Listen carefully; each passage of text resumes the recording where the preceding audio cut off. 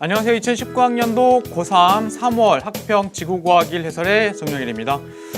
자, 대부분의 친구들이 아마도 고3 돼서 첫 치러진 그 시험을 보면서 아마도 많은 생각을 했을 것 같습니다. 그 중에서요, 성적이 예상보다 안 나온 친구들 있죠. 그죠? 선생님 생각에는 이번 고3 학평은요, 그렇게 어렵지는 않았습니다. 약간 평이한 수준. 그런데 만약에 자기가 내가 생각했던 것보다 열심히 노력했음에도 불구하고 안 나왔다고 한다면 가능성이 될 수 있는 게 총 4가지인 것 같아요. 첫 번째는 지구과학을 너무 쉽게만 생각한 겁니다. 그래서 내가 예전에 공부했던 내용이니까 공부 따로 안 하고 봐도 이 정도는 나오겠지 라고 쉽게 생각했던 친구들. 두 번째는요, 방학 때 열심히 공부한 친구도 있을 거예요. 그 친구들 열심히 했습니다. 그런데 중간중간에 끝내고 나서 중간중간에 복습을 안 한 친구들, 지구과학은 학습이 쉬워요. 그렇죠? 그만큼 반대로 잊혀지기 쉽습니다. 그래서 복습이 중요하다는 거 생각하셔야 되고요. 자, 세 번째, 전국 단위의 시험입니다. 그죠? 그러다 보니까 긴장을 많이 한 친구들, 생각보다 실수를 많이 했을 거예요. 내가 충분히 알고 있는 거고 채점하고 나서 봤더니 이거 내가 왜 이걸 놓쳤지? 라는 그런 것도 있었을 겁니다. 자, 이 친구들은 나중에 이제 이런 대비도 하셔야죠. 그리고 열심히 공부했고 복습도 열심히 했습니다. 그런데 도대체 이 단원의 문제는 해결을 못할 것 같아요. 그죠? 그런 특정 단원 있죠? 나에게 나름 약점이 되는 단원들. 자, 그 단원에 대한 공략도 사실은 제대로 하셔야 됩니다. 자, 그 내용들 다시 한번 기억하시면서 3월 학평은 앞으로 치를 학평을 어떻게 접근할 건지에 대한 여러분의 고민을 조금 하게끔 만드는 그런 시험이기 때문에 지금 당장 성적이 안 나와서 괜찮아요. 대신에 지금부터는 대비를 잘 하셔야 됩니다. 자, 선생님이 오늘 또 총 20문제 중에서요, 쉬운 문제는 금방금방 나갈 거예요. 금방금방 풀 겁니다. 대신에 여러분이 질문이 많을 법한 문제들 거기에 조금 더 집중할게요. 그래서 너무 빨리 끝냈어요. 이 문제는 왜 이렇게 대충 하시나요? 이런 느낌이 있다고 한다면 그건 쉽다는 얘기예요. 여러분들 그거는 여러분이 당연히 맞춰야 되는 그런 문제들이니까 다시 한번 책을 보면서 학습하시면 될 것 같고요. 자, 그런 게 바로 1번입니다. 자, 1번부터 볼게요. 자, 1번 문제는 그냥 맞추라고 주는 문제예요. 맞나요? 자, 여기에 세 친구가 있습니다. 세 친구가 대답하고 있는 이 대답 중에서 옳은 학생만 볼게요. 지구는 태양으로부터 적절한 거리만큼 떨어져 있기 때문에 물이 있죠. 맞나요? A 학생 맞았습니다. 생명 가능지대 개념 됐죠? 자, 두 번째, 지구 대기는요 자외선 흡수해요. 그렇죠? 누가? 오존이. 그래서 생명체 보호해 줍니다. 맞았죠? 자, 태양의 수명은 적당히 깁니다. 맞나요? 충분합니다. 수명 얼마? 100억 년. 됐죠? 그래서 선생님이나 여러분처럼 이미 많이 진화한 이런 생명도 살 수 있다는 거. 그래서 정답 뭐예요? 5번이죠. 자, 이런 거는 쉬운 거니까 넘어가고요. 자, 2번도 마찬가지 쉬운 겁니다. 됐죠? 자, 문제를 잘 읽으셔야 되고요. 보다시피 서로 다른 종류의 해양 자원입니다. 해양 자원의 종류가 3가지가 있다는 거. 에너지, 그렇죠? 광물, 그리고 수산 자원 3가지가 있습니다. 그 중에 첫 번째 얘가 에너지 자원. 해양 에너지 자원이고요. 맞나요? 천연가스가 얼음 결정 속에 갇혀 있는 형태. 이게 가스 하이드레이트. 얘는 온실기체입니다. 아니, 온실기체 발생시키는 얘는 화석연료입니다. 화석연료. 자, 우리가 메테인이 주성분인 천연가스가 물과 결합해 있는 고체 상태 에너지 자원입니다. 배웠죠? 그렇죠? 그리고 얘는 화석연료에 해당합니다. 맞나요? 메테인 화석연료니까. 자, 얘는 저온 그리고 고압의 환경에서 만들어질 수 있고요. 주로 어디 있다고요? 깊은 바다, 심해저, 그리고 영구 동토층. 그러니까 육지상에도 있습니다라는 거. 대신에 온실기체를 발생시킨다, 화석연료다라는 것도 보셔야 되고, 우리나라 바다에 있습니다. 동해바다에. 여기 보이는 망가니즈가 포함되어 있는 얘는 뭔가요? 망가니즈 단계. 그렇죠? 우리나라 바다에 많지 않다라고 해서 그죠? 얘는 아주 깊은 바다. 태평양 심해저와 같은 아주 깊은 바다에 존재합니다. 얘 같은 경우에는 뭐라고요? 얘는 광물 자원입니다. 그리고 그 중에서도 금속 광물 자원이고 광상에서는 퇴적 광상이었다는 거. 기억하시죠? 이런 거 잘 생각해야 돼요. 우리나라 바다에 다량으로 존재한 게 아니라고 했던 그 내용들 기억하셔야 되고, 식량자원, 먹는 거네요. 요거 해양수산자원, 먹는 거, 이렇게 볼 수 있어요. 재생산력이 육상생물에 비해 탁월하다. 바다목장, 조경수역과 같이 언급될 수 있다는 거. 됐죠? 볼게요. 가는 저온 고압의 상태에서 생성됩니다. 됐죠? 얘도 저온 고압의 환경에서 존재하고 있죠. 얘도 심해지니까. 자, 니은 우리나라 동해에 얘가 많은 게 아니라고요. 그렇기 때문에 니은 옳지 않고요.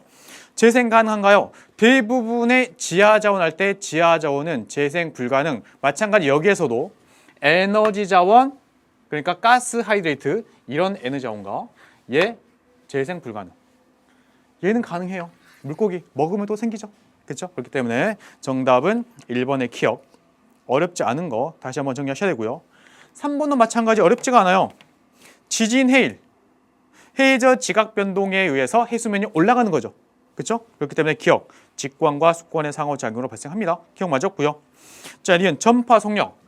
자, 지진, 해일이 일단 발생하면 그때 발생한 해파는 이렇게 정리할게요. 요게 해저에서 지각 변동이 발생하면 이 지각 변동에 의해서 만약에 지반이 올라가거나 내려가는 상하 이동이 있었을 때 결국 물도 올라가거나 내려가면서 출렁거립니다. 이게 지진 해일 발생. 근데 얘가 육지 쪽으로 오면서 수심이 얕아져요. 그럼 해저의 마찰이 커져요. 해파의 이동 속도 느려집니다. 됐죠? 그래서 파고가 높아진다 그랬죠? 됐나요? 자, 그런 내용들이고, 그럼 니은 해파의 속력 보고 있습니다. 해파의 속력. C가 여기 있고 A가 여기 있어요. 보다시피 1시간에 여기까지, 2시간에 여기까지, 3시간에 여기까지. 여기 간격 보니까 똑같은 시간 동안에 여기서보다는 더 많이 가죠. 많이 가죠. 그렇기 때문에 거기 있는 거 니은 맞았습니다. 그러니까 여기서는 이 간격을 보는 거예요. 동일 시간 동안에 얼마나 갔는지. 자, 사실은요. 여기서 많이 간 이유가 이쪽이 이쪽보다 수심이 깊어서 그래요. 수심이 깊은 곳에는 빨리 갑니다. 됐죠? 자, 그 다음에 D급 볼게요. 파고가 가장 높은 지역 어디예요?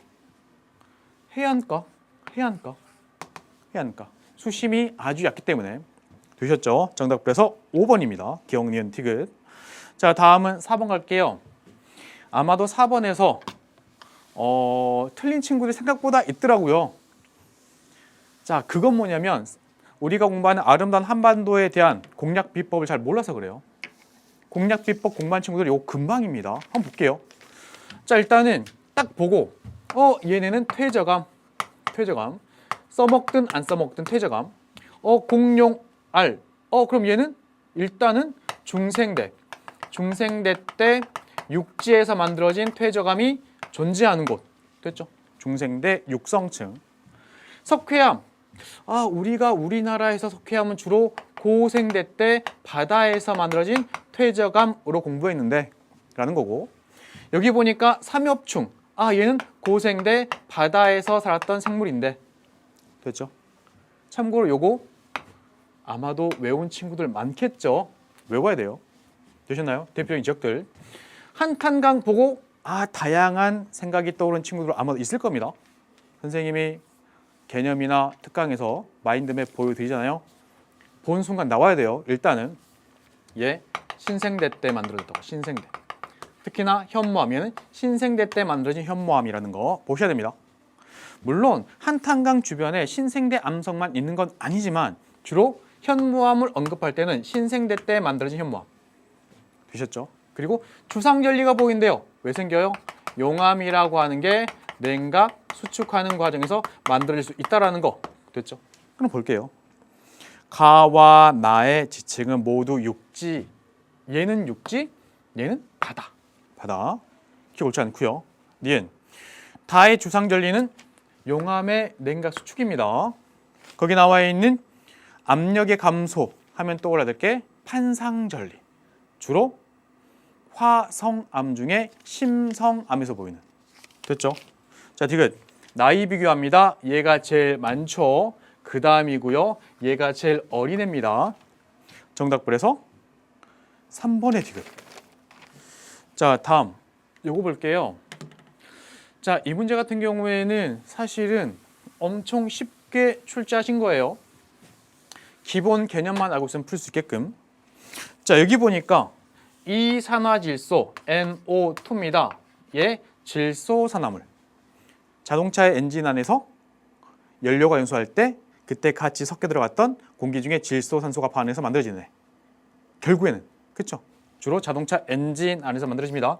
물론 그 과정은 질소, 산소가 반응해서 이 NO가 되고 이 NO가 산소 분자랑 만나서 NO2가 됩니다. 이렇게 공부하죠. 그렇죠. 아무튼 질소산화물. 됐나요? 질소산화물. 이산화황 SO2입니다. SO2. 요거 화석연료 연소 때 발생을 합니다. 이렇게. 되셨나요? 이렇게 해서 일단 그 과정 정리했고요. 자, 이때 이산화질소가 나중에 물과 만나서 떨어지면 질산의 형태로 떨어집니다. 산성비. 얘는 황산이 떨어집니다. 산성비. 그렇기 때문에 거기는 기억 맞았습니다. 질소산화물, 황산화물은 산성비의 원인 물질입니다. 질산, 황산을 만들기 때문에 기억 맞았고요. 니은 얘네 1차 오염물질. 오염물질을 발생시키는 배출원에서 직접 배출된 건 1차 오염물질. 그리고 어찌어찌해서 얘네가 새로운 걸 만들었어요. 이때 새롭게 만들어진 애가 2차 오염물질. 이때 2차 오염물질 외우셔야죠. 황산, 그리고 질산, 그리고 오존 이런 것들이 있다는 거. 됐죠? 정답. 그래서 일단은 니은 옳지 않고요. 디귿 풀어야 되네요. 연평균의 농도차, 지역 간 연평균의 농도차 보고 있고요.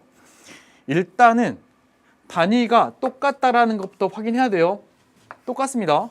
일단 똑같고 이제 그리고 나서는 여기서는 얘랑 얘도 보이네? 근데 여기서는 이 정도에서 왔다 갔다 하네? 그럼 이쪽이 커요. 그렇죠? 그렇기 때문에 정답은 4번의 기억 디귿. 됐죠? 여러분들 1페이지는요. 사실은 다 맞아야 돼요. 1페이지는. 되셨죠? 1페이지는 사실은. 자, 이제 그 다음 보겠습니다. 자, 이제 그 다음은 6번. 자, 6번 같은 경우에는 지진의 진원과 진앙 및 두 관측소 A, B를 주고 있습니다. 지진이 발생한 지점이 진원. 진원 위에 지표상의 지점이 진앙. 됐죠?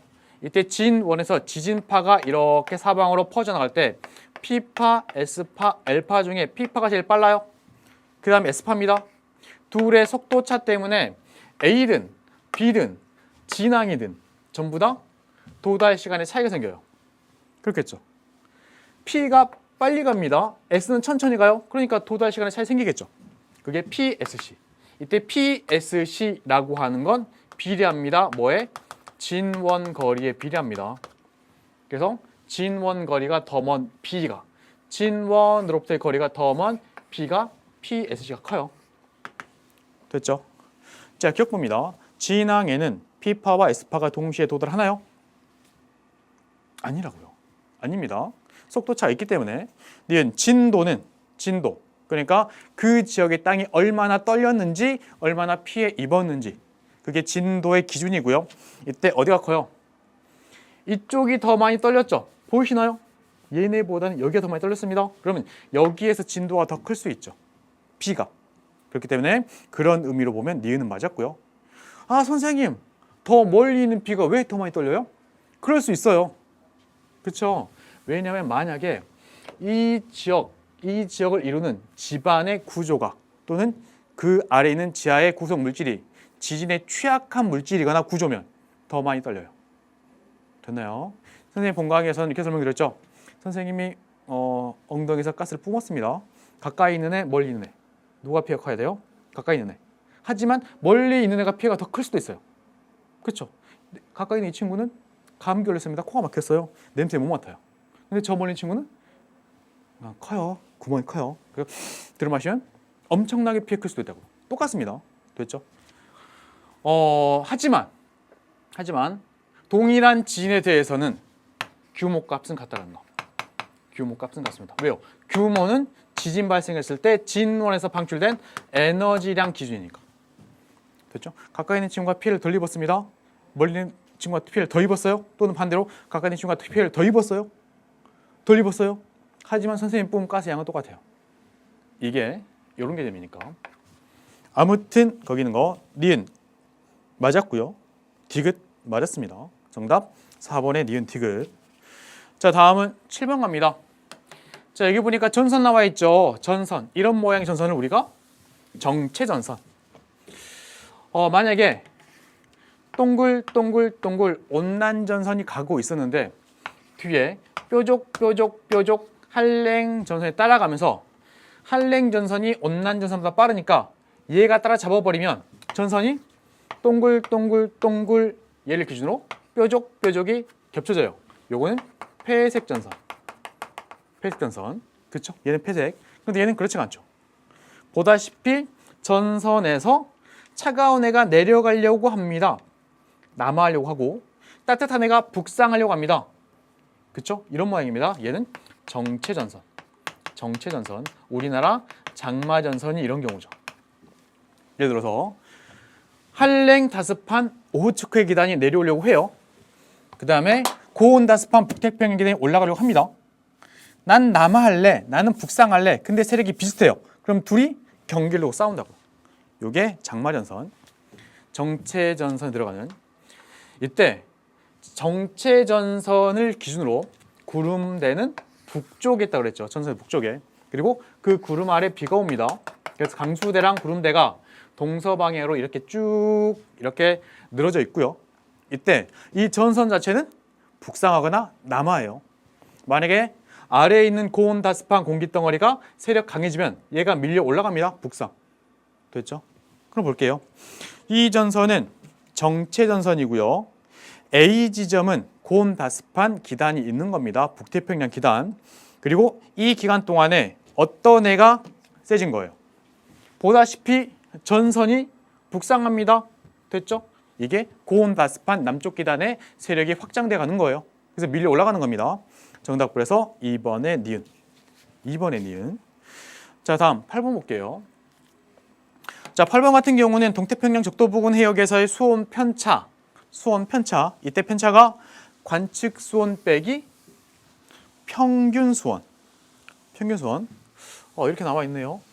아무튼 실제로 관측한 수온이 평년값의 평균 수온보다 만약에 높으면 요거는 플러스 나오겠죠. 편차가. 그죠? 플러스란 얘기는 얘가 더 크다는 얘기예요. 그러니까 얘는 평년에 비해서 수온이 높은 시기. 그쵸? 얘는 수온이 낮은 시기. 되셨나요? 자, 그리고 여기서는 동태평양 적도 해역에서 그 값이니까 요게 엘니뇨 시기. 얘가 라니냐 시기입니다. 설명을 다시 한번 드려볼게요. 선생님이 태평양 그릴 거고요. 여기가 적도입니다. 적도. 그러면 태평양 중앙 기준으로 이쪽은 서태평양. 서태평양. 이쪽은 동태평양. 자, 이쪽에 있는 나라가 인도네시아 있고요. 이쪽에 남미 있습니다. 남미. 여기 페루라는 나라가 있어요. 평상시 남동무역풍이 부니까 남쪽도로가 잘 가고 있어요. 결국 여기 물이 부족하니까 물이 가니까 부족하죠. 그래서 기분대로 물이 올라옵니다. 용승이 발생해요.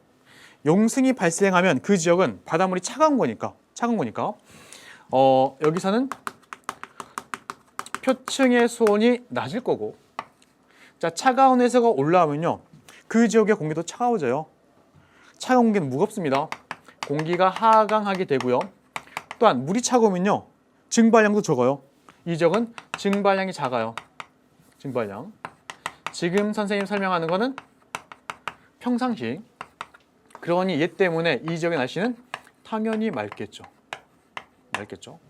또한 찬물은 깊은 데서 올라온 이런 물들은 영양염류를 많이 갖고 있습니다. 영양염류. 식물성 플랑크톤의 먹이인 영양염류가 많고요. 또는 산소도 많이 녹아 있어요. 결국 이런 이유 때문에 여기는 물고기가 많이 잡힙니다. 좋은 어장이 형성되어 있는. 이게 평상시.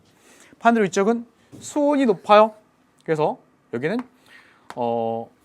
상승기류가 나타나고, 상승기류.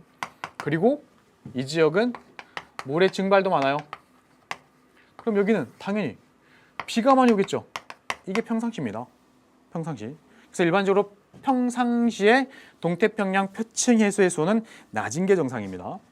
그런데 만약에 엘니뇨가 발생하면 이런 상황이 되는 거죠. 남동무역풍 약해진 상황이 엘니뇨의 시작. 남동무역풍 약해져요. 그러니까 남쪽대로 약해집니다. 그러니까 용성도 약해져요. 찬물이 잘 안 올라옵니다. 그래서 이쪽이 평년에 비해서 수온이 올라가는 시기가 엘니뇨. 그래서 지금 비가 엘니뇨인 거예요. 비가 엘니뇨. 찬물이 잘 안 올라와요. 하강기로 약해지거나 상승기로 바뀌어요. 증발량은 많아집니다. 비가 옵니다. 홍수 발생. 홍수. 얘 부족, 평소보다 부족, 어장 황폐야. 지금 요게 엘니뇨의 상황. 반대로 이쪽은 하강기로 나타납니다. 증발량이 줄어요. 비가 안 옵니다. 가뭄 발생하고 산불 발생하고. 그런 내용.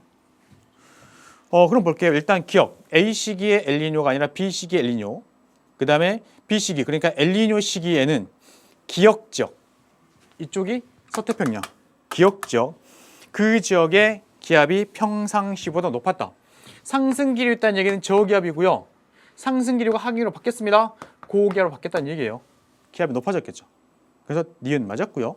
그 다음에 이제 라니냐. 라니냐는요. 이런 거죠.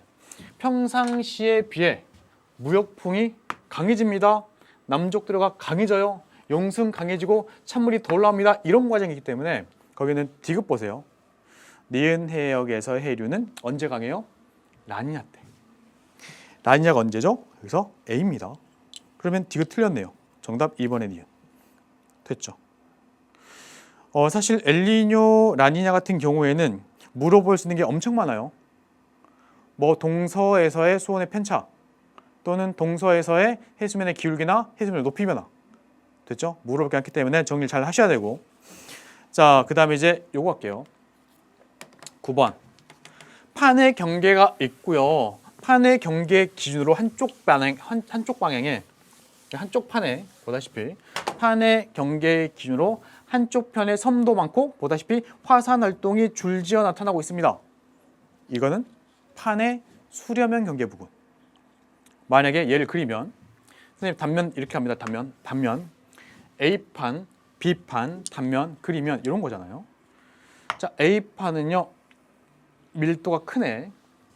B판은 쟤보다는 밀도가 작으네. 됐죠? 이때 두 판이 만나면 결국에 밀도 큰 애가 밀도 작은 애 아래로 섭입합니다. 섭입.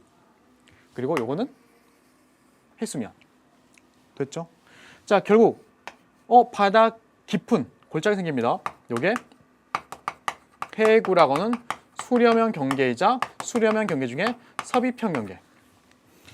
자, 이때 지진 발생합니다. 천발, 중발, 신발 지진. 됐죠? 그리고 마그마 만들어서 뻥 터지면 화산 활동 일어납니다. 됐죠? 이런 거죠.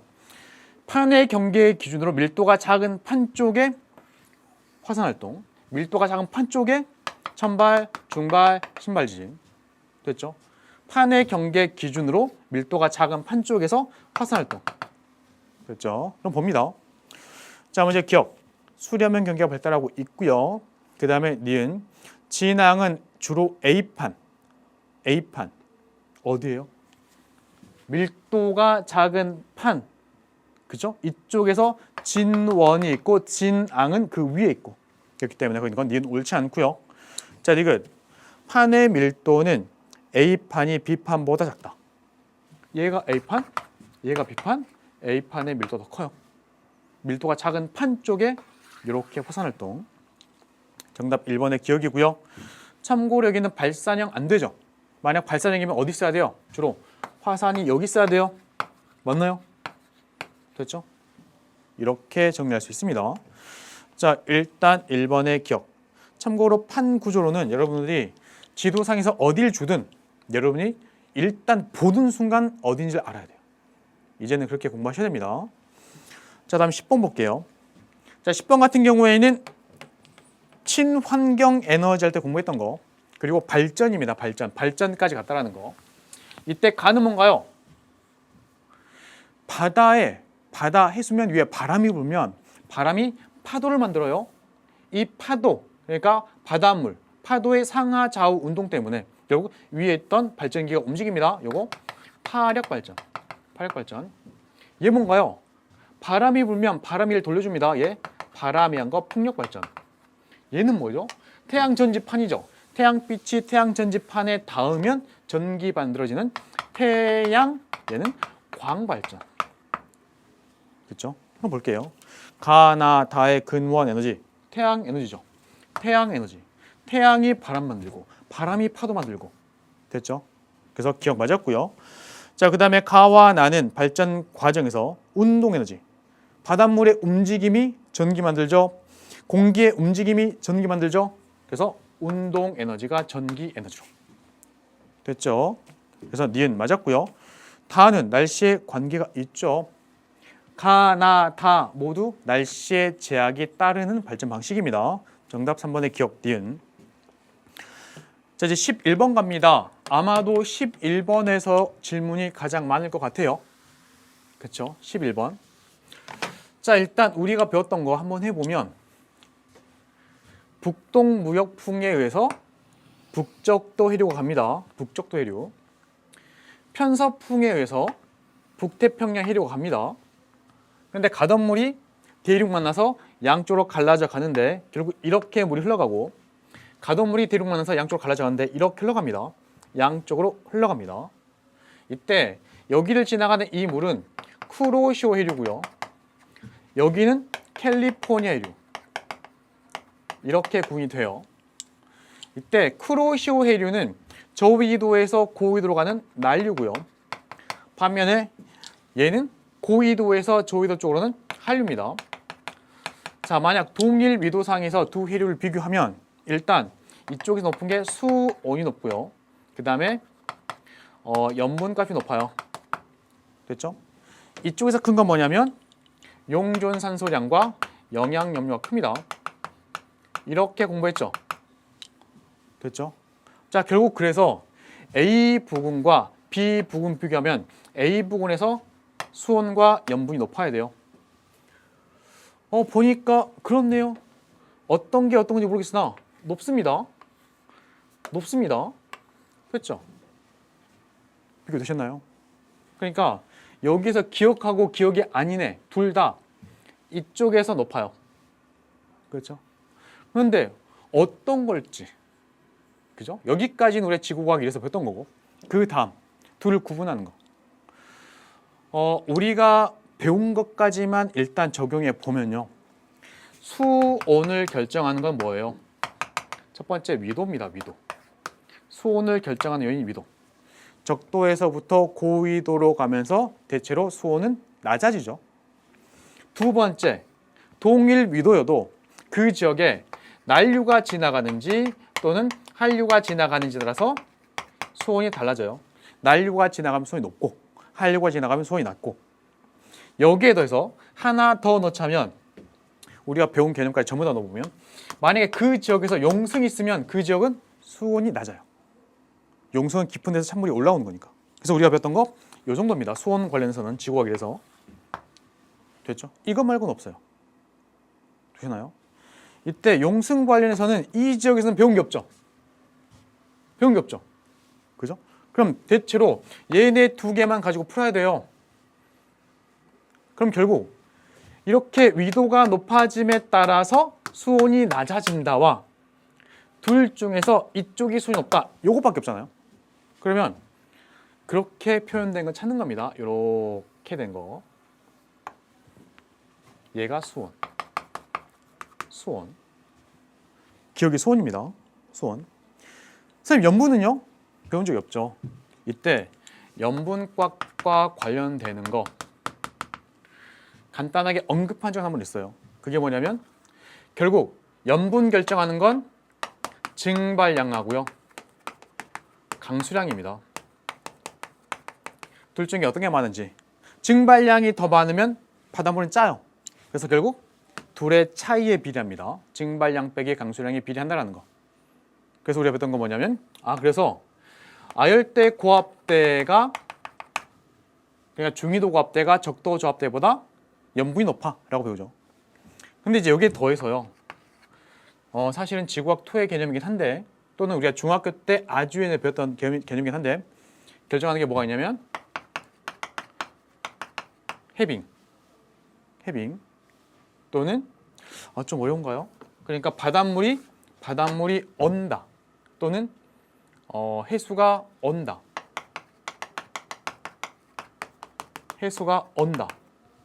그 다음에 그 지역의 얼음. 용해가 아니죠. 그러니까 예전이에요. 녹는다. 이런 개념. 그 지역의 바닷물이 얼면 그 지역의 염분은 높아집니다. 바닷물이 짜지는 거예요. 그 지역에 있던 빙하가 녹는다. 바닷물이 염분가심이 낮아지는 거예요.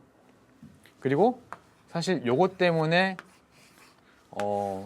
지금 그래프가 나오는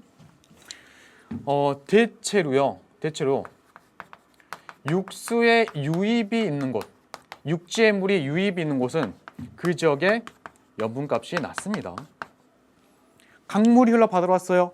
거기는 당연히 바닷물이 덜 짜겠죠. 육수가 유입되는 곳은 그 지역은 표층의 염분이 낮아요.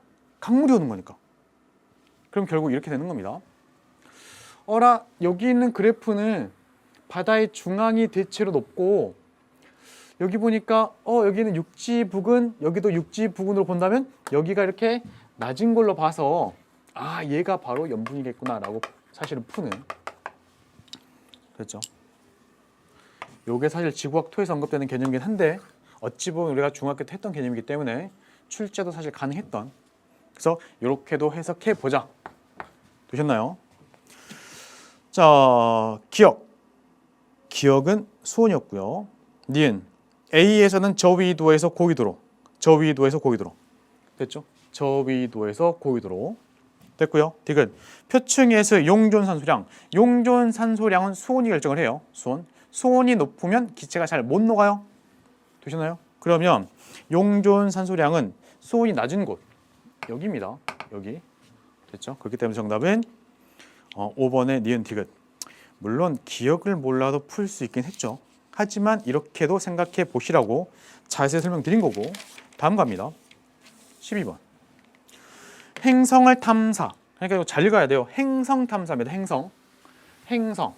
태양계 행성을 탐사했다는 얘기고, 그리고 보다시피 그 행성의 궤도가 지구보다 바깥쪽에 있습니다. 외행성이겠네.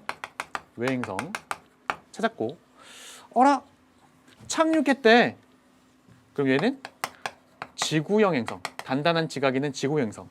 보다시피 지각 언급되고 있죠. 그럼 뭐예요? 결국 얘는 화성입니다. 화성. 외행성 중에 지구형 행성은 화성밖에 없죠. 자, 봅니다. 기억. 이 행성 화성이고요. 니은 이 행성에서는 대기의 마찰력을 이용해 탐사선의 하강 속도를 줄이는 효과가 지구에서보다 작겠죠. 왜요? 화성은 대기압이 0.01 기압이에요. 대기가 많지 않다고요. 됐죠? 지구는 1기압이고.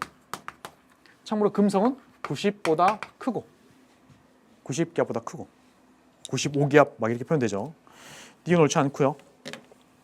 자, 디귿 인사이트가 경로를 따라서 이동하는 동안 이 행성은 충해. 충이 뭔가요? 충이라고 하는 것은 그 위치가 태양의 반대편에 왔을 때죠. 이렇게 태양이 있고 지구가 있을 때 지구의 궤도가 이렇게 되고 외행성의 궤도가 바깥쪽일 때 외행성이 지구에서 봤을 때 태양의 반대편에 온 여기 왔을 때가 충입니다. 이때가 있냐고요. 그럼 보세요. 인사이트가 발사될 당시 지구는 여기고 행성은 여기였습니다. 그리고 결국에 지구가 여기 왔을 때 행성이 여기까지 갔고 이때 여기 있던 인사이트가 착륙을 했대요. 그럼 이 과정에서 충일 때가 있냐고요. 있겠죠. 얘가 이렇게 가는 과정에 화성은 이렇게 가니까 어딘지는 모르겠으나 둘이 만났을 수 있죠. 됐나요? 그렇기 때문에 거기 있는 거 정답 3번의 기억 디귿. 안 만날 수가 없죠. 충이 안 될 수가 없죠. 됐나요? 또는 이렇게도 해도 돼요. 예를 들어서 이게 지금 지구고 여기가 지금 화성일 때 태양 방향 기준으로 여기, 그러니까 여기 있었던 애. 그런데 이번에는 지구에서 태양 볼 때 여기, 그러니까 여기로 위치가 변했어요. 맞나요? 위치가. 이때 외행성의 위치 관계는 지구도 공전, 얘도 공전하지만 지구가 더 빠르니까 지구 입장에서 보면 얘가 위치가 뒤로 밀린다 그랬죠? 충 지나야 되네요. 이렇게도 풀 수 있는 정답 3번의 기억 디귿. 자, 다음 갑니다. 13번. 자, 13번 같은 경우에는 북반구라 그랬고요. 태풍이 통과하는 동안 관측한 기압, 풍속, 풍향의 변화. 일단은 태풍이 이 지역을 통과하는 동안 기압은요. 일단 태풍이 접근할 때는 낮아지다가 지나가면서부터는 이 지역의 기압이 높아져야 됩니다. 그래서 얘가 태풍의 통과에 의한 이 지역의 기압 변화입니다. 기압. 됐죠? 기압. 관측자 여기 있고요. 태풍이 지나가는데요. 뭐 이렇게 갈 수도 있고 이렇게 갈 수도 있고 이렇게 갈 수도 있어요. 어떻게 가든 이 지역은 태풍이 나한테 접근해 오는 과정에서는 우리 지역의 기압값이 떨어지다가 태풍이 멀어져 감에 따라 우리 지역 기압값이 높아집니다. 마찬가지 태풍의 중심이 나한테 가까이 올 때는 우리 지역의 기압이 떨어지다가 멀어질 때는 기압이 높아져야 돼요. 우리 지역은. 이렇게 가도 태풍이 우리 지역, 그러니까 태풍의 중심 우리 지역에 접근함에 따라 우리 지역의 기압은 낮아지다가 이제 멀어질 때는 우리 지역 기압이 높아져야 됩니다. 그렇죠? 이게 기압 변화. 이때 태풍의 눈이 우리 지역을 지나가는 경우와 그렇지 않은 경우는 풍속의 차이 생겨요. 풍속. 태풍의 중심은 바람이 약하다 그랬죠. 그러다 보니 태풍의 눈이 우리 지역에 접근하는 동안 우리 지역의 풍속은 점점점 세지다가 태풍의 중심 여기 있을 때도 우리는 세요. 근데 태풍의 눈에 있는 게 아니기 때문에. 그리고 이제 멀어짐에 따라서 우리 지역 풍속이 약해집니다. 마찬가지 태풍의 눈이 우리 지역에 접근하는 과정에서 우리 지역은 풍속이 세지다가 태풍의 눈이 여기 있습니다. 우리 지역은 태풍의 눈에 없죠. 그러니까 태풍의 눈에 안 있기 때문에 결국 우리 지역은 바람이 강한 상태. 근데 이제 얘가 멀어집니다. 그럼 이제는 약해져야 돼요. 그런데 만약에 태풍의 눈이 우리 지역을 지나가면 태풍의 눈이 접근합니다. 우리 지역은 풍속이 점점 세져요. 점점 세집니다. 세지다가 태풍의 눈이 정작 우리 지역에 있게 되면 우리 풍속이 뚝 떨어져요. 태풍의 눈은 바람이 약하다고 그랬죠. 그리고 이제 태풍의 눈이 이렇게 벗어나면서부터 우리 지역 다시 풍속이 쭉 올라갔다가 결국 멀어지면 풍속 다시 떨어지는. 그러니까 태풍의 중심이 우리 지역을 지나가면 풍속 변화가 풍속이 점점점 세지다가 뚝 떨어졌다가 쭉 올라갔다가 이렇게 된다고. 이게 태풍의 중심이 이 지역을 지나갔을 때의 풍속의 변화. 됐죠? 결국 보세요. 풍속이 올라갔다가 내려갑니다. 요거 풍속이고요. 바람 세기. 결국 이 지역은 태풍의 중심이 지나가지 않았다는 거. 자, 먼저 봅니다. 기억. A 뭔가요? 기압이죠. 기억 옳지 않고. 자, 니은 이 지역은 안전반응일까요? 태풍이 지나감에 따라 안전반응과 위험반응의 풍향이 변하는 경향. 일단 볼게요. 태풍이 나한테 접근하는 과정에서 일단 풍향이 점점점 찍힌 거 보니까 주로 북동풍 계열. 그리고 바뀌었죠? 뭘로 바뀌었나요? 북서풍으로. 그리고 서풍계로 바뀌었죠. 그려보면 관측자 입장에서 북동풍이 불었다가 북서풍이 불었다가 서풍계로 바람이 바뀝니다. 풍향의 변화가 지금 이렇게 생겼죠. 시계 반대 방향. 우리가 배웠던 거 관측자가 있을 때 그냥 할게요. 우리 했던 건데 이렇게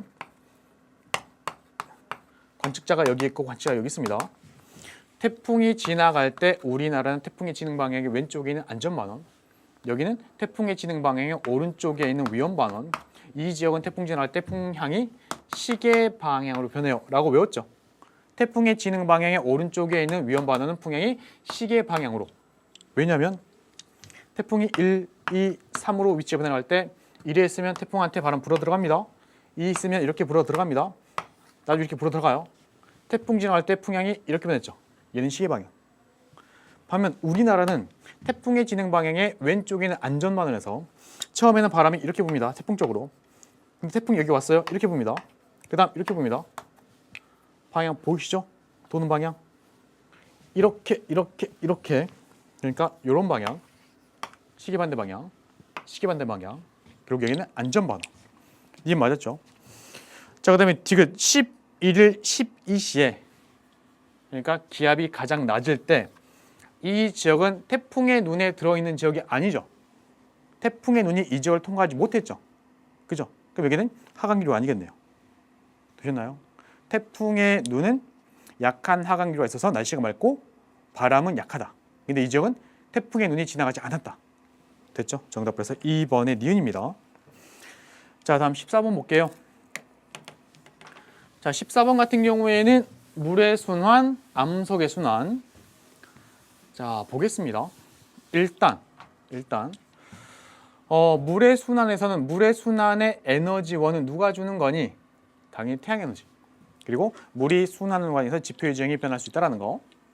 그리고 이제는 물 수지 평형. 이때 물 수지 평형 상태라고 한다면 바다에서도 육지에서도 대기에서도 유입되는 양과 유출되는 양이 같아야 됩니다. 묻고 있는 건 일단 기억에서 A하고 B니까 이쪽 같아요. 해볼게요.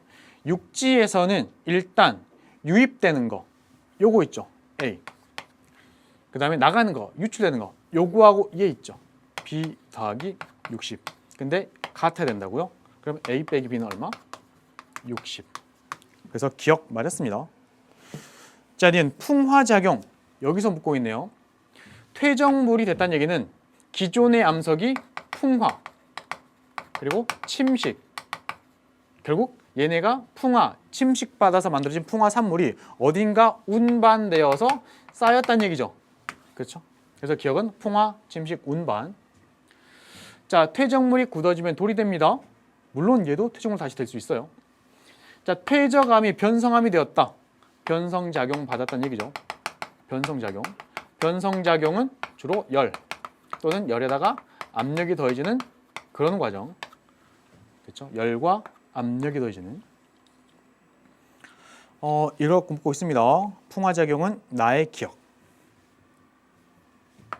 여기 나의 기억. 나의 기억 여기.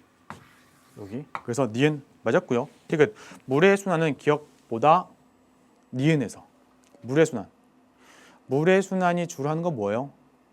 풍화에 관계 되죠. 물이 돌면서 땅을 깎는 과정. 그죠? 또는 물이 흘러가다가 땅 속으로 들어갔고 이 지하수가 흘러가면서 녹이는 화학적인 풍화작용. 아무튼 그런 쪽에 들어갑니다. 이쪽에 들어가요. 그래서 여기 있는 거 정답은 3번의 기억 니은. 물의 순환 아무튼 여기에서는 기억보다 니은. 변성작용. 요거는 우리가 나중에 지구 내부 에너지와 관련해서 지각변동 이런 쪽으로 많이 언급이 되는. 됐죠? 지구 내부 에너지가 근원입니다. 그렇죠? 지구 내부 에너지. 그리고 얘는 태양 에너지, 풍화, 침식, 얘 태양 에너지가 근원인. 이렇게도 볼 수 있는. 정답 3번이었고요. 이제 15번 갈게요. 15번. 정리합니다. 천체 관측이 어려운 친구들은 선생님이 천체 마스터라는 강의를 했어요. 완강했습니다. 완강. 그 강의를 들어보면 조금 더 쉽게 공부할 수 있을 거고 거기에서도 요거 나와요. 해볼게요. 자, 내 행성은요. 태양이 있고 지구가 이렇게 태양을 돌고 있을 때 지구보다 안쪽을 도는 행성이 내 행성. 금성도 내 행성. 이때 위치의 이름 여기가 태양 쪽에 왔을 때 내합. 태양의 건너편 여기 외합. 됐죠? 그리고 여기는 동방이각. 이쪽은 서방이각. 그 중에 이각이 가장 클 때 동방 최대 이각. 이쪽은 서방 최대 이각. 이렇게 위치가 이름이 정해져 있고요. 이때 내 행성은 지구보다 더 빨리 공전하니까 위치 관계의 변화가 내합에서 서방 최대 이각, 외합 동방 최대각 다시 내압이 돼요. 이 순으로 변한다고요. 되나요? 이때 자 내압에서 외압으로 가는 과정에서 지금 행성이 나한테서 멀어지죠. 그러다 보니까 겉보기 크기가 점점 작아져요. 하지만 이렇게 올 때는 점점 커집니다. 겉보기 크기 최대, 여기 최소. 그래서 겉보기 크기 봐야 되고, 두 번째 여기에서 이렇게 할 때 이 각이 증가하고 이 각이 감소하고 이 각이 증가하고 이 각이 감소합니다. 이런 개념. 또한 서방 이각에 있을 때는 새벽의 동쪽 하늘, 동방 이각에 있을 때는 초정의 서쪽 하늘, 이런 것도 하셔야 되고, 그 다음에 밝기. 자, 밝기가 가장 밝게 관측되는 위치는요, 여기예요. 여기. 최대 이각과 내압 사이. 최대 이각과 내압 사이. 내압일 때는 어둡죠. 얘도 어두워요. 그래서 만약에 그래프 그려보면 밝기 변화가 이렇게 나옵니다. 이렇게. 밝기 변화. 요때 가장 밝을 때 어두운 시기, 여기가 내압이고, 내압. 여기는 뭐라고요? 동방 최대 이각도 아니고 내압도 아니고 그 사이 시기. 요건 뭐라고요? 내압도 아니고 서방 최대 이각도 아니고 그 사이 시기. 이렇게 된다고요. 여기. 됐죠? 자, 그거 좀 해볼게요. 자, 일단 보다시피 나한테 가장 크게 보인다.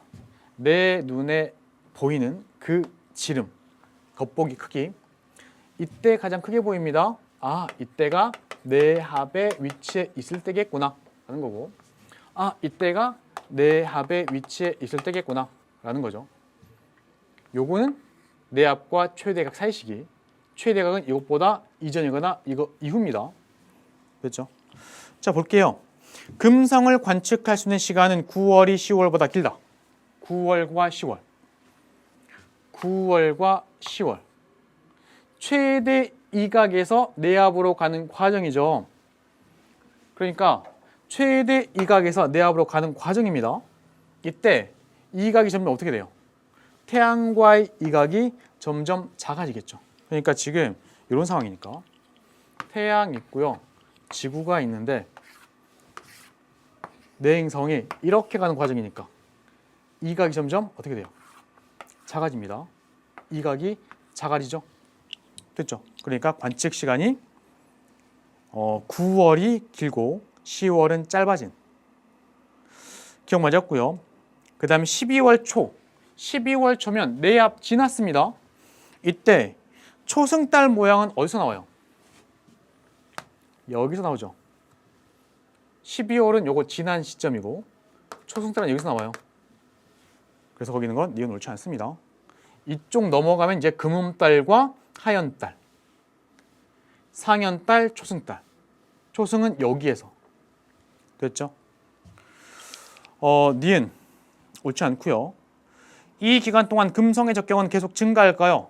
금성의 적경 관련해서는 수운행과 역행의 개념이 필요하고, 수운행은 적경이 증가하는 경우, 역행은 적경값이 감소하는 경우, 이때 내 행성은 내합을 전후하여 역행합니다. 근데 지금 거기에서 이 기간 동안 계속 증가하는 건 아니네요. 왜요? 내합을 지날 때가 있으니까. 감소할 때도 있습니다. 정답부에서 1번의 기억. 참고로 선생님 여기 왜 초승달이에요? 이해 안 되시면은 기본 개념을 다시 한번 확인하셔야 되고, 설명을 드려보자면 지구에서 봤을 때 최대 이각 인 상황에서 이쪽 면이 태양빛을 받아서 밝게 보여요. 이쪽 면이 밝게 보여요. 지구에서 봤을 때 절반이 보입니다. 어라, 오른쪽 반이 밝게 보이네. 상연달. 지구에서 보면은 어라, 왼쪽 반이 밝게 보이네. 하연달. 그런데 여기 껴 있습니다. 그러면 태양빛을 받는 면 이쪽이 밝게 보이는데 지구에서 봤을 때는 여기 보게 되죠. 이렇게. 밝은 게 절반이 안 돼요. 초승달. 여기는 금음달. 됐죠? 자, 이제 16번 갑니다. 자, 16번 그림 가완하는 2019년 1월 6일과 12월 26일에 서울에서 나타나는 부분 일식. 일식입니다. 일식. 자, 일식의 상황이고, 자, 일식과 관련해서 기억. 핵심만 말씀드리면 일식이 있는 날은요, 달은 태양보다 먼저 떠요. 그리고 늦게, 나중입니다. 달은 태양보다 먼저 떠서 늦게 집니다. 자, 이걸 설명하는 방법은 이것도 다 했던 개념인데요. 두 가지 방법으로 태양이 있고 지구가 있고 일식이 일어나려면 달이 여기 와야 돼요. 사계 위치. 그래야 지구에서 봤을 때 태양이 가려지겠죠. 예를 들어서 낮 12시에 일식 발생이라고 한다면 이런 상황인 겁니다. 근데 일식이 일어나기 전에 뜰 때는 사실 이런 상황에서 떠요. 일단 뜰 때는 자, 달에 공전하는 과정에서 일단 여기 있던 애가 와서 이렇게 된 거예요. 그래서 둘이 뜰 때의 상황은 이런 상황에서 떴고, 시간 지나 이렇게 돼서 일식이 일어났고, 일식이 끝나면 결국 그리고 질 때는 달이 여기 있습니다. 결국 여기에서 넘어가서 일식 끝나고 질 거니까. 그러니까 일식이 있는 날, 일식의 순간에는 달과 태양과 지구의 배열이 이렇지만 일식 전, 그때는 그러니까 뜰 때는 이렇게, 일식이 끝나고 둘 다 질 때는 이런 상황에서 끝나요. 그러다 보니 보세요. 태양 쪽 12시, 반대쪽 24시, 지구 반시로 자라니까 6시, 18시라고 우리가 적죠. 일단 태양은 이 시간쯤 떠요. 뜰 때는. 이 시간쯤 남중합니다. 이 시간쯤 져요.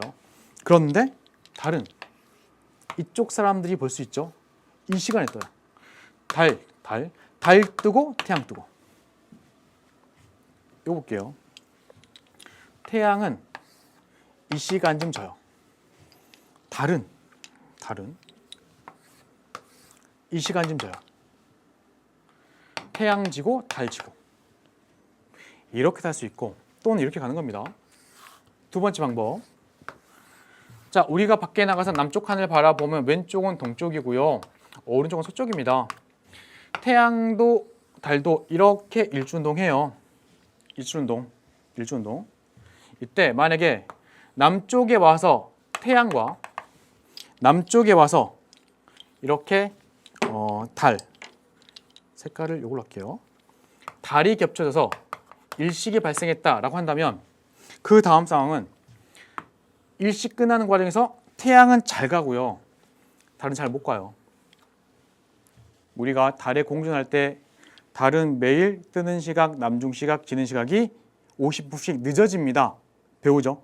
그 얘기는 뒤처진다는 얘기예요. 이렇게 됩니다. 결국 그러면 태양이 지고 나서 달이 지겠죠. 반대로 어떻게 떠야 돼요? 일단 달이 뜨고 태양이 떠야 얘가 상대적으로 뒤로 밀리면서 겹쳐진다고. 달이 먼저 뜨고요. 달이 태양보다 늦게 져요. 이렇게도 설명 가능한. 되셨나요? 아, 이거 가지고 또 설명 가능하네요. 결국 일식은요. 이렇게 발생하죠. 태양이 결국 따라잡았습니다. 태양의 오른쪽이 가려지네요. 태양의 오른쪽부터 가려지기 시작한다는 거. 북반구에서는 태양의 오른쪽부터 가려집니다. 이것도 설명 가능해요. 됐죠? 그래서 일단 기억 맞았고요. 그 다음에 니은 갑니다. 나일 때 달은 나일 때. 나는 뭐냐면 12월 26일이고요. 됐죠? 이때 태양 그리고 지구 그리고 달이 대충 태양 쪽에 있는 상황인데 이때가 언제? 12월 26일. 얘는 대체로 동지를 살짝 지났죠. 동지. 그냥 간단히 동지라고 볼게요. 동지는 12월 22일경이긴 한데 아무튼 동지라고 보면 지금 지구에서 태양 보면 이쪽이 동지점 방향. 동짓날 태양 위치 동지점. 물론 동지점보다는 살짝 더 적경이 큽니다. 그럼 얘는 뭐예요? 마찬가지 동지점 부근에 있겠죠. 동지점 부근에. 하지점은 주로 그러면 태양의 반대편 이쪽 부근 어딘가에 하지점이 있겠죠. 됐죠? 이렇게 보는 겁니다. 그래서 거기 있는 거 니은 옳지 않고요. 그쵸? 자, 이제 디귿 달의 남중고도. 자, 갑니다. 달의 남중고도. 자, 남중고도를 묻는다는 얘기는 주로 적위를 묻는 경우가 많아요. 왜냐하면 남중고도 구하는 방법은 90도에서 그 지방의 위도 뺀 다음에 그 전체 적위를 더하는 과정이기 때문에, 그래서 대체로 적위가 크면 남중고도가 높잖아요. 그죠? 이런 거죠. 그럼 결국 어떤 애가 적위가 더 크니? 이게 물음인 거고. 자, 보겠습니다. 일단 두 날짜가 있고요. 태양의 적위값은 우리가 알기 때문에 태양을 한번 적어보면 태양의 적도좌표계 3월 21일, 6월 22일, 9월 23일, 12월 22일, 그 다음에 3월 21일 춘, 하, 추, 동, 춘 이런 절기에서 적경 0, 0시, 6시, 12시, 18시, 24시이자 다시 0인 상황인데 적경은 필요가 없고 적위 0도, 플러스 3.5도, 0도, 마이너스 3.5도, 0도예요. 됐죠? 0도. 이때 12월 26일은요. 적위가 증가, 감소, 감소, 최소에서 살짝 시간이 지났죠. 됐죠? 그런데 이날은 여기서 시간이 더 지났어요. 적위 누가 더 커요? 태양의 적위. 이때가 더 커요. 왜요? 12월 22일에서 그 다음에 3월 21일까지 가는 과정에서 태양의 적위는 마이너스 3.5도에서 0도로 증가하는 과정이니까 12월 26일보다는 1월 6일 날 적위가 더 크겠죠. 물론 둘 다 마이너스지만. 태양의 적위 누가 크다고요? 이때 더 커요. 이때 더 커요. 그런데 그러니까 얘 둘 중에 얘 적위가 더 큰데 이날 달은 태양보다 적위가 더 크고요. 이날 달은 태양보다 적위가 더 작아요. 그러면 당연히 얘 적위가 얘보다 크겠죠. 그럼 남중고도 이때 더 크겠죠. 1월 6일이 더 큽니다. 그러면 다른 남중고도 나보다 갈 때 높다라는 거 정답 3번. 자, 이제 다음 갑니다. 17번. 다음은 태양의 잦은 주기를 구하는 탐구 과정을 나타내고 있고요. 요거 기본적으로 알고 있어야 되는 내용들이 있죠. 태양의 차등자전. 자, 일단은 요게 지금 태양이고요. 태양의 적도입니다. 서로 다른 두 위도에 흑점이 있다고 할게요. 흑점. 얘가 가흑점, 나흑점. 그렇죠. 이때 흑점의 이동을 보면 얘가 요만큼 갈 때 얘는 이렇게 가요.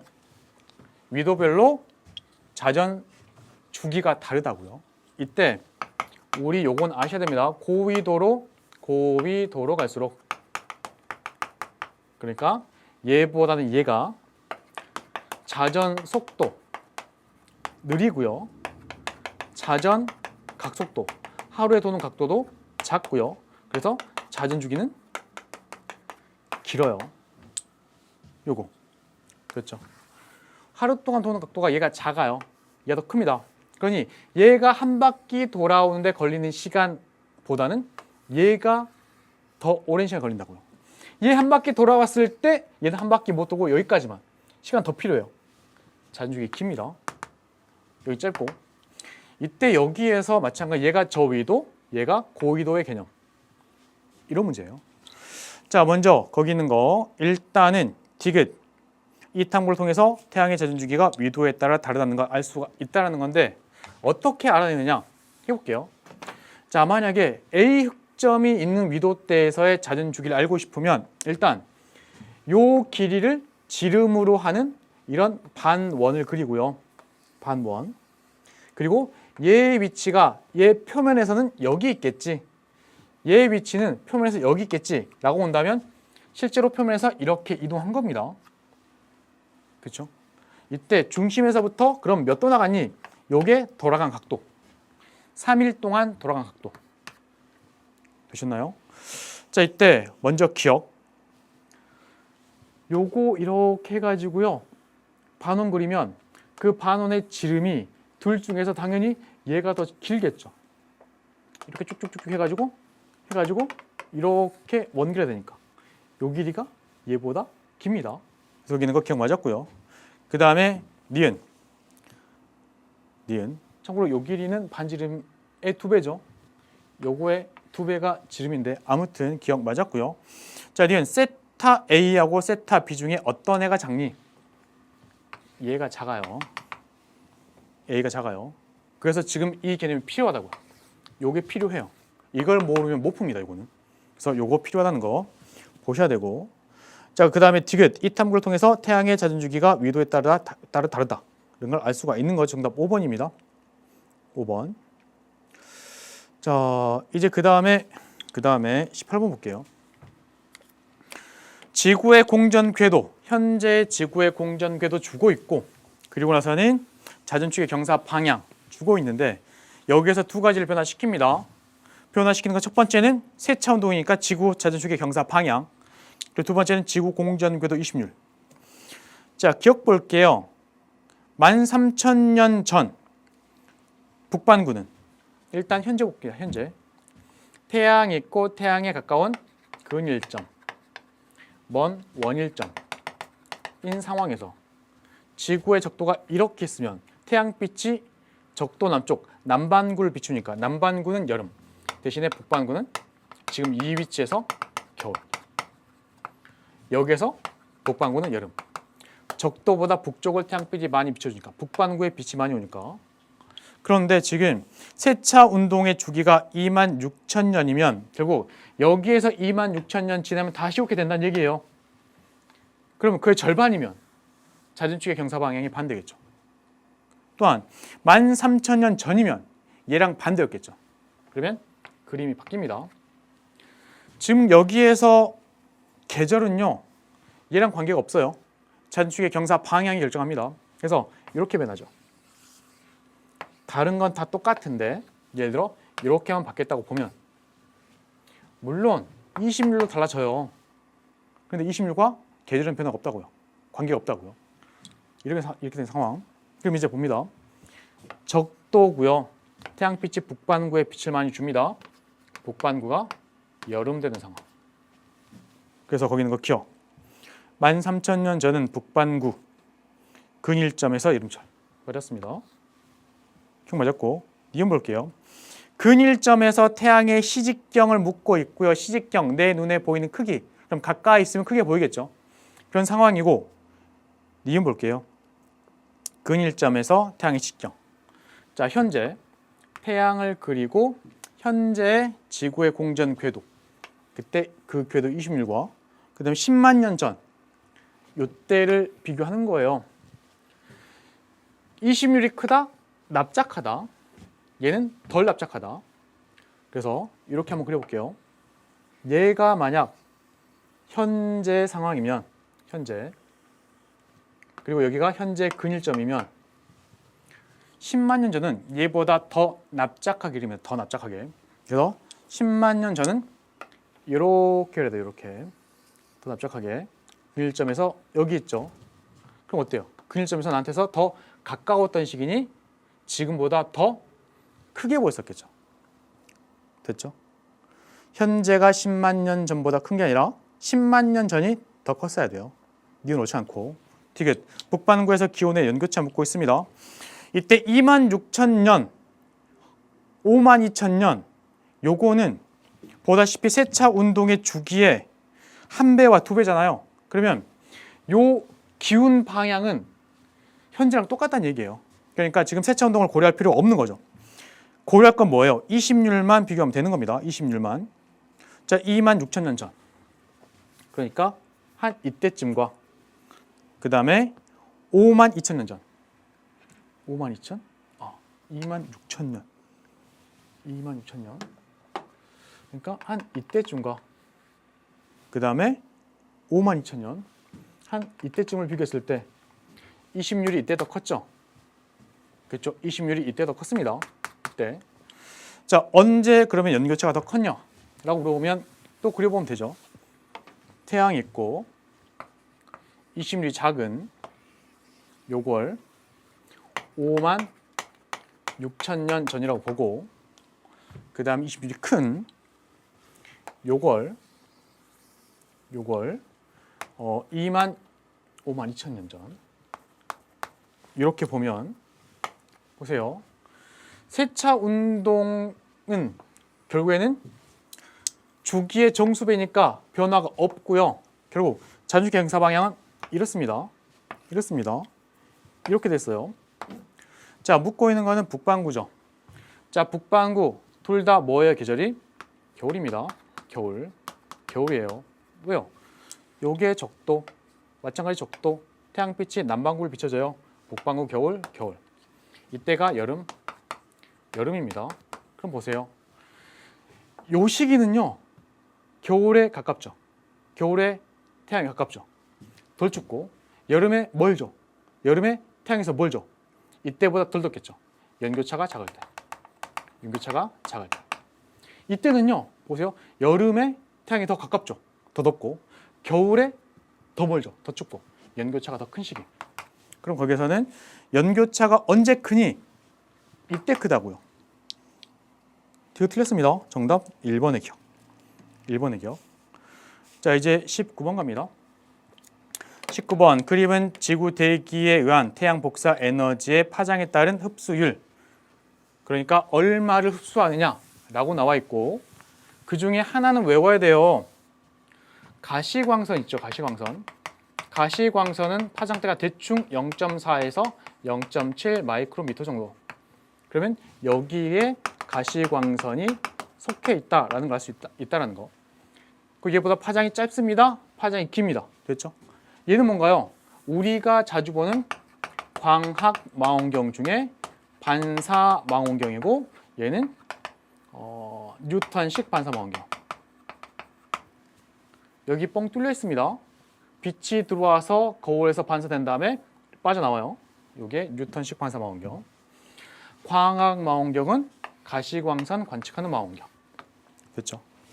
자, 기억 대기 투과율 얼마나 잘 뚫고 들어오니 이걸 비교했는데 A하고 B 중에 A는 거의 못 오죠. 흡수 거의 100%, 투과율이 거의 0%. 그렇기 때문에 A보다 B에서 높습니다. B에서 높죠. 투가 거의 못하죠. 그렇기 때문에 기억 옳지 않고요. 자, 그 다음에 니은. A 영역의 별빛은 주로, 그러니까 A 영역, 뭐 X선 이런 것들, 얘는 요걸 못 봐요. 얘는 가시광선 관측하는 망원경. 됐죠? 니은 옳지 않고, 디귿. 온도가 낮은 물질은 파장이 긴 전자기파 내보냅니다. 그렇죠? 그래서 요거죠, 요거. C. 셋 중에서는 C. 그래서 정답 2번의 디귿. 우리 몸도요, 온도가 낮아요. 그래서 적외선은 나온다고요. 맞나요? 자, 정답 2번 디귿이었고요. 이제 마지막 문제. 이 문제를 보면서 아마도 쉽게 푼 친구들도 있을 거고요. 그렇지 않은 친구도 있을 것 같아요. 그렇죠? 그래서 다시 한번 강좌를 홍보하자면, 선생님이 정말 열심히 제작한 천체 마스터라는 약점 공략 강좌가 있습니다. 거기에서는 기본 개념 설명하고요. 그리고 그 개념에 대해서 계속 반복 적용을 해요. 거기에 익숙해지면 이것도 사실은 금방 풀리긴 해요. 대신에 그 강좌를 듣고 반복해서 적용을 스스로 해봤어야. 아마도 요거 풀이 방법 보면서 이해 안 될 수도 있습니다. 그런데 한번 해볼게요. 자, 위도가요 37.5도 N입니다. 그리고 자정 무렵 관측을 했대요. 여기 보니까 문제에서 알려준 건 뭐냐면, 유성우의 복사점이라고 하는 건 일단은 유성들이 이렇게 빡 뻗어 나올 때 여기에서 퍼져 나오는 것처럼 보인다, 이런 얘기예요. 여기 이런 거고. 자, 그 중에 일단 디귿 같은 경우는 우리가 9단원 우주 탐사사죠. 태양이 있고요. 태양계 저 외곽 아주 먼 곳에서 이렇게 아주 납작한 타원 궤도로 도는 애가 있어요. 요거 얼음과 먼지로 되어 있는 돌 조각도 있고 얘네가 이렇게 와요. 그리고 이때쯤 오면 이렇게 코마도 부풀고 꼬리도 생기고 코마도 부풀고 꼬리도 생기고 이렇게 이런 거 요게 뭐였죠? 혜성입니다. 혜성. 근데 이 혜성이 이렇게 지나가는 과정에서 자기가 갖고 있던 걸 이렇게 떨어뜨려놔요. 돌조 같은 것도. 이때 지구가 뭐하죠? 태양 둘레를 공전하고 있습니다. 이때 지구가 공전하다가요 이렇게 이동해 가는 과정에서 혜성이 떨고 놓은 이런 애가 있는 곳을 지나가다 보면 지구가 이쯤 갔을 때 이렇게 떨궈져 있던 애들이 막 끌려와요 지구한테. 그래서 얘네가 지구 대기권에 들어오게 되고 지구와의 마찰 때문에 불타죠. 근데 많아요. 그래서 이렇게 유성이 비처럼 오는 겁니다. 그래서 거기 있는 거 디귿은 해결했죠. 혜성이 남기고 간 잔해들이 지구 대기와의 마찰을 일으켜 발생하는 현상. 됐죠? 자, 이제 기억과 니은 남았습니다. 그 중에 니은 여기 있습니다. 정보 그리고 정보 있죠. 자, 문제를 보니까 복사점의 위치는 일주운동하는 동안 지평선 아래로 지지 않는다. 지평선 아래로 안 지네? 우리가 배웠던 거 주국성과 관련된 개념이죠. 이때 90 한번 적어주고 위도 한번 빼주고 마이너스 붙여주고 또 얘한테 마이너스 붙인 다음에 만약에 어떤 천체의 저기가 여기에 속하면 이 지방에서 주국성, 여기에 속하면 이 지방에서 출몰성, 여기 속하면 이 지역에서 전몰성. 기억나시나요? 했던 거. 주국성, 출몰성, 전몰성의 요거 전몰성의 범위. 그걸 푸는 거예요. 얘 지금 90에서 52.5 사이죠. 그죠? 주국성입니다. 주국성. 됐고 남은 건 이제 기억입니다. 자, 기억이 약간 어려울 수 있어요. 한번 해볼게요. 기억이. 참고로 이 그림에서 힌트는 여기 있습니다. 북극성이 떠 있네요. 북극성 여기 있습니다. 북극성. 천구의 북극 주변에 북극성이 있고 그 아래 뭐가 있다고요? 북점 있죠. 북점. 이제 그려볼게요. 북반구 중위도. 자, 북반구 중위도의 관측자를 그려봅니다. 지구를 기울이면 되죠. 북반구 중위도. 이 아이한테 천구. 관측자의 머리 위는 천정, 발 밑은 천저, 서 있는 땅은 얘가 지평선.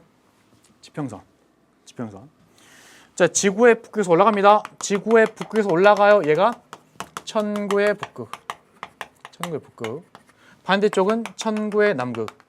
그리고 적도 연장하면 천구의 적도인데 정확히 그리려면 천구의 북극의 고도 그 지방의 위도 얘가 37.5도. 또한 천정과 천구의 적도가 37.5도가 되게끔 그려주면 돼요. 이렇게. 천구 적도. 됐죠? 참고로 얘 저기값이 57이니까요.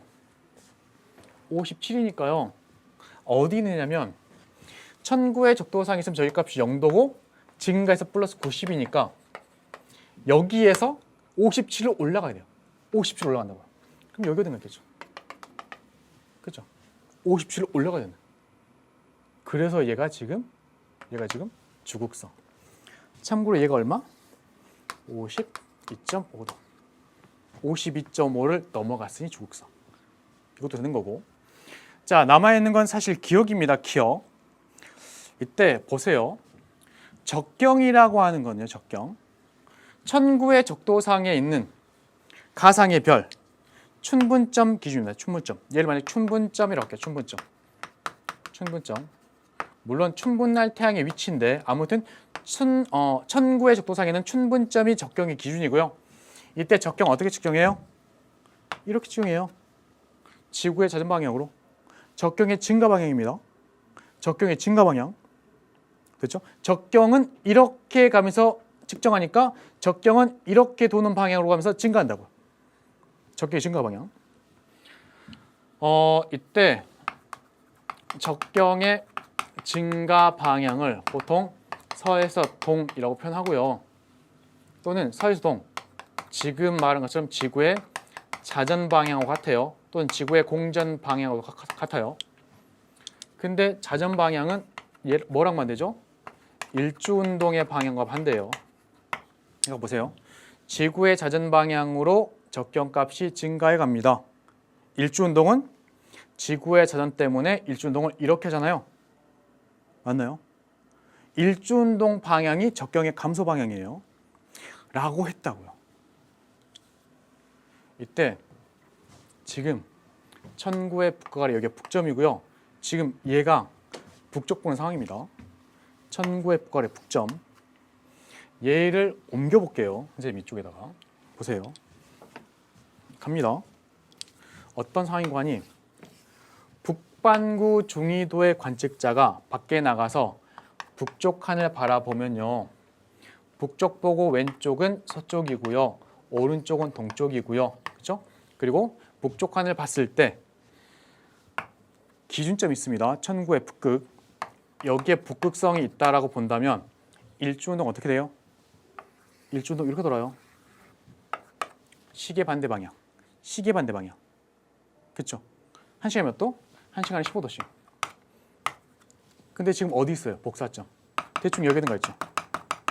그렇죠? 얘 적경고라고요. 적경. 지금 우리가 지금 설명드린 게 뭐냐면 요게 일주운동 방향, 이게 적경의 증가 방향. 근데 얘 적경이 얼마? 3시하고 15분. 됐죠? 자, 그럼 이제 이체 어떻게 적경값 가지고 우리가 계절할 수 있는지 이때 떠올려야 될 게 이겁니다. 우리가 계절은 결국 태양이라고 하는 애 적경을 알면 대충 계절할 수 있는데 3월 21일, 6월 22일, 9월 23일, 12월 22일, 그 다음에 3월 21일일 때 0시, 6시, 12시, 18시, 24시니까 요 적경에 대한 정보만 주면은 대충 계절할 수 있는데 라는 거. 그리고 이제 힌트가 여기 있습니다. 자정이래요. 자정. 자, 자정이면 태양 어디 있어야 돼요? 자정이면요. 이거 사실 다 했던 건데 우리가 일면 오늘이 춘분날이고 자정입니다 라고 한다면 춘분날 태양의 적경은 0시, 저기가 0도예요. 그죠? 저기가 0도니까 태양은 사실 천구의 적도상에서 돌고 있어야 됩니다. 여기든가 있어야 돼요. 저기가 0도인 태양은 천구의 적도상에 있어야 되는데 높게 뜨면 12시. 자정은 여기 있다고요. 여기. 6시, 12시, 18시, 24시에 태양 위치. 동짓날은요. 동짓날 자정. 동짓날 태양의 적경은 18시고 저기가 마이너스 3.5도입니다. 그러다 보니 동짓날 자정에는 태양의 적경가 마이너스니까 적도에서 내려와야 돼요. 그래서 여기 어딘가 있어야 됩니다. 그런데 가장 높이 있으면 자정 12시. 아니죠. 동짓날 12시. 동짓날 자정엔 여기 있어야 돼요. 하진날은요. 하진날 같은 경우에는 태양의 적경이 6시, 저기가 플러스 3.5도입니다. 그러면 저기 때문에 태양은 여기에서 올라온 경로상 어딘가 있어야 되고요. 그렇죠? 이때 여기 있을 때는 하진날 12시. 하진날 자정. 결국 자정이가 태양은 요 산상 어딘가 있어야 돼. 요 산상 어딘가. 여기 어딘가 있어야 돼. 여기 어딘가. 됐나요? 이쪽 어딘가. 됐죠? 태양은 이쪽 어딘가 있다고. 이쪽 어딘가. 그리고 천구의 북극, 천구의 남극을 기준으로 이쪽에 있는 애 적경 같습니다. 이쪽은 반대쪽과는 12시간 차이. 만약 여기 적경이 0시면 여기는 12시. 이렇게. 아무튼 지금 태양은 여기 있다고 그랬죠. 여기. 이 여기가 얘예요. 여기. 태양은 결국 여기 어디 갔다고. 되셨나요? 그럼 이제 나왔습니다. 어라? 얘 적경이 3시 살짝 넘어갔어? 이렇게 하면서 적경이 증가해? 그럼 여기 있는 태양은 적경이 얼마일까? 적경이 증가했을 것 같고 대략 45도로만 봐도 3시간. 그럼 얘 6시 살짝 넘어갔겠네? 태양의 적경이 6시 살짝 넘어갔네요? 6시 아무튼 이쪽 정도 됩니다. 그럼 나오죠. 대충 이때쯤. 여름. 정답 구해서 니은 디귿. 자, 20번 다시 한번 보세요. 20번 공부할 때 선생님이 요거 본강에서 그릴 때 일단은 천구부터 그리고요. 그리고 그 다음에 우리 좌표를 공부합니다. 그러면서 적경의 증가 방향을 알려드려요. 증가 방향. 근데 결국에 적경의 증가 방향 다양한 방법을 설명하지만 얘랑은 반대라는 거. 이런 개념을 잡고 그 다음에 쟤는 북쪽 하늘이야. 일진동이 이런 방향이야. 여기 있는데 그럼 결국 적경 이렇게 하면 증가하겠지. 됐죠? 그런 상황에서 계절을 알려면 결국에는 우리가 태양의 적경을 구하면 계절을 알 수 있으니까 태양을 찾아야 돼요. 찾았죠? 자정이라는 거 가지고 찾았죠? 그리고 이제 태양의 적경 가지고 계절 찾는 겁니다. 됐죠? 이걸 보면서 재밌다라는 친구도 있을 거예요. 그 친구들은 개념 확실히 하고 적용 연습을 계속 했던 애들입니다. 그쵸 친구들? 여러분도 충분히 할 수 있다는 거 믿으시면서 자 이어지는 선생님의 강의들이 많습니다. 강의 활용해서 조금 더 탄탄하게 같이 하고 가시길 바라요. 선생님 이제 또 다른 강좌에서 기다리고 있겠습니다. 다음에 또 뵐게요.